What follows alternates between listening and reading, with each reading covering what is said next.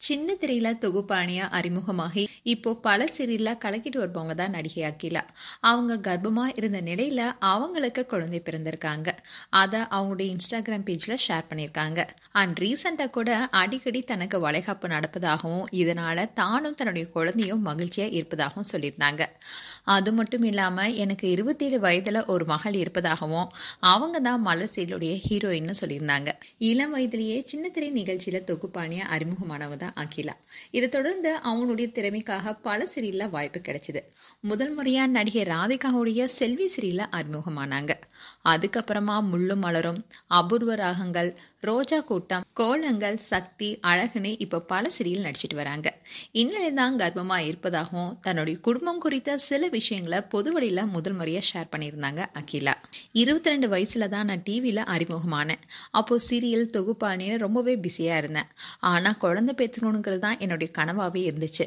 நினைத்தது போலவே கடவுள் எனக்கு அந்த வரத்தை கொடுத்துட்டாரு. நான் கர்ப்பமா இருக்கிற இந்த நேரத்துல நான் கமிட் ஆகி இருந்த எல்லா சீரியலுமே கிட்டத்தட்ட முடிவுக்கு வந்துருச்சு. இப்போ என்னுடைய கர்ப்ப காலத்தை நான் மகிழ்ச்சியுடன் அனுபவிச்சுட்டு வரேன்.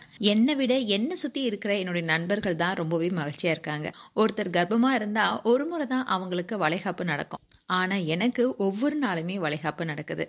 நான் கர்ப்பமா இருப்பதை அவங்க கொண்டாடிட்டு வராங்க.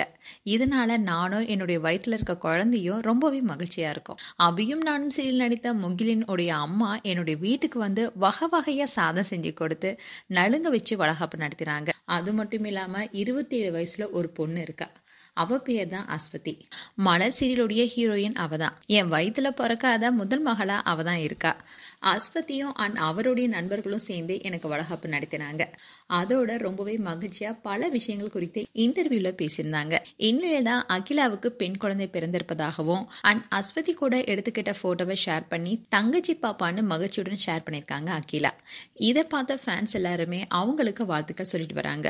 மேலும் அகிலாவுக்கு எங்களுடைய மனமார்ந்த வாழ்த்துக்கள். மேலும் உங்களுடைய வாழ்த்துக்களை கமெண்ட் செக்ஷன் சொல்லுங்க. இது போன்ற வீடியோஸை பார்க்க நியூஸ் தமிழ் கிளிட்ஸ் சேனலை சப்ஸ்கிரைப் பண்ணுங்க. மறக்காம நோட்டிஃபிகேஷன் பட்டனை கிளிக் பண்ணுங்க.